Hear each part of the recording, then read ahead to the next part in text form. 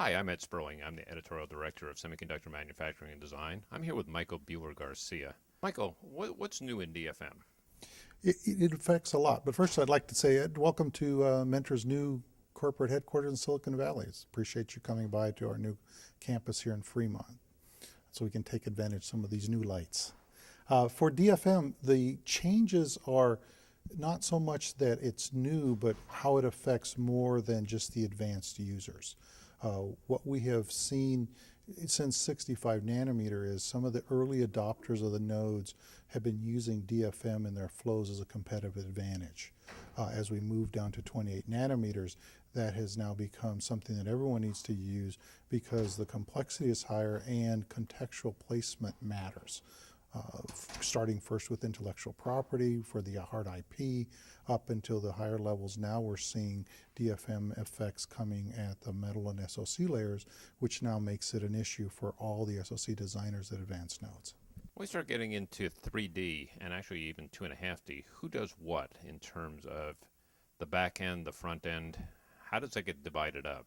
So that's a good question. I think the answer depends, and you bring up an interesting point where it ties to 3D, to stacking, which is the freedom of 3D or the advantage of 3D besides the different areas is you can now take on older technology nodes.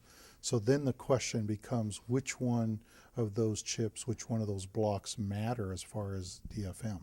It's hard to say if it's just a blanket assumption, then it's a rule and you put it into your DRC check. If you want to do optimization, then you have to analyze each one.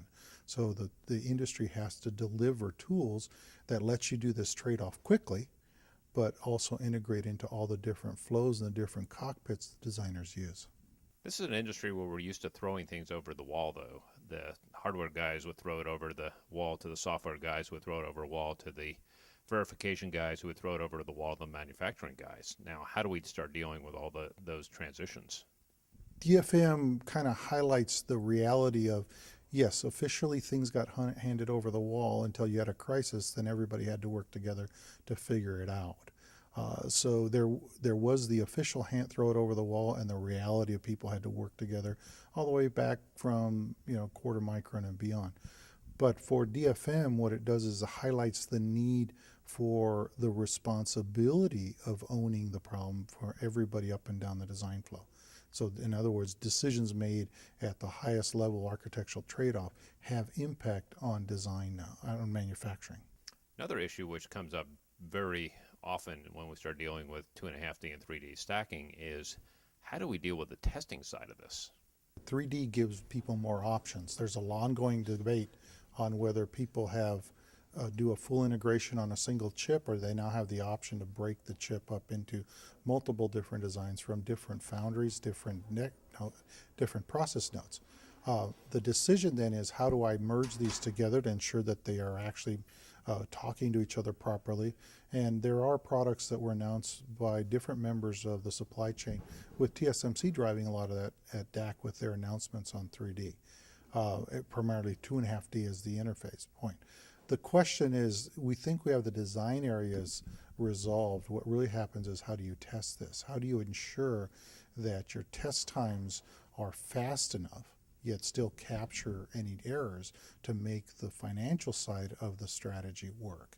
Particularly once you get to an embedded chip that's stuck between two other chips or five other chips. Yes, that's correct. The area that really is the more expensive the devices are that you're putting together, the act of quickly understanding what the issue is and where the source of the problem is becomes much more critical. And yes, Mentor did announce new capabilities on the test side to address this issue that's being rolled out to customers today.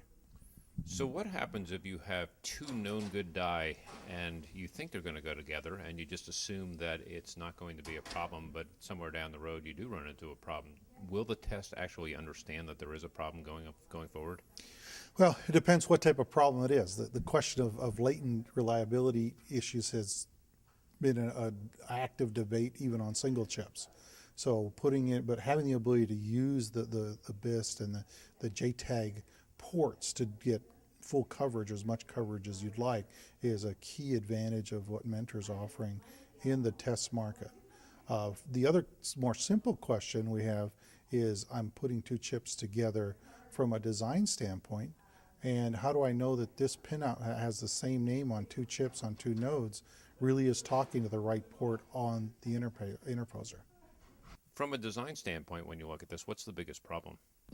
So I think, and you brought it up on throwing it over the wall, the whole discussion of how much data and how do I present it to the designers at the right time to meet their cycle times is the big discussion and trade-off. And our observations are it depends on which market you are and what cycles you need to have. How accurate does your product need to be? How much of the margin of a new design are you going to hit? It changes as the process matures and things get better. But from a design flow, you have to handle from the initial chip to the 200th tape out on the same node. So it's an ongoing discussion. Our presentation, our argument is you need one platform that then interfaces to, regardless of whether you're a chip designer on custom or you're a place and route designer, the source of that manufacturing data presented to your flow is consistent. So you have one source for all that data, and we think that's one of the strengths of Calibre. Well, it's one of the interesting arguments because a lot of the companies that design the chips also are using multiple vendors' tools. They always have and probably always will. Is it a matter of there have to be some standards along the way in terms of these things have to plug together and they have to work together? Yeah, standards are a good thing. Standards as far as interfacing and defining help move things along. I think we have to also recognize, though, that standards require buy-in by multiple people in the ecosystem, and therefore getting them to adjust to the latest issues you're going to find on a process node is unreasonable. So that way the industry has to work together, standards or just by understanding that we all have to work together on the flow to get results out. Because if nobody's shipping for Christmas, then none of us are happy. Michael Buehler-Garcia, thank you very much for your time. Thank you, Ed.